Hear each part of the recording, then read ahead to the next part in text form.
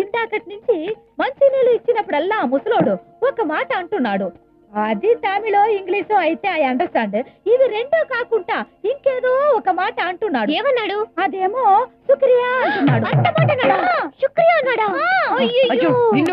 నిన్ను అంత మాట అన్నాడా? అదేమన్నా భూత? అంతకంటే ఘోరమైన మాట.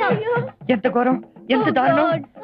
ఏంటది? ఇది విని కూడా నేను ఎలా బతుకున్నాను. కర్నల్ అంకుల్ ఇలాంటి పని చేస్తాడని నేను కల్లో కూడా అనుకోలేదు. అయ్యో అదేంటో చెప్తే నేను కూడా ఏడుస్తాను. నేను చెప్పలేను, నువ్వే చెప్పురా. నేనా? నా నోటితో నేను చెప్పలేను, నువ్వే చెప్పు. నువ్వే చెప్పు. నేను చెప్పను, నువ్వే చెప్పు. నువ్వే చెప్పు. నువ్వే చెప్పు.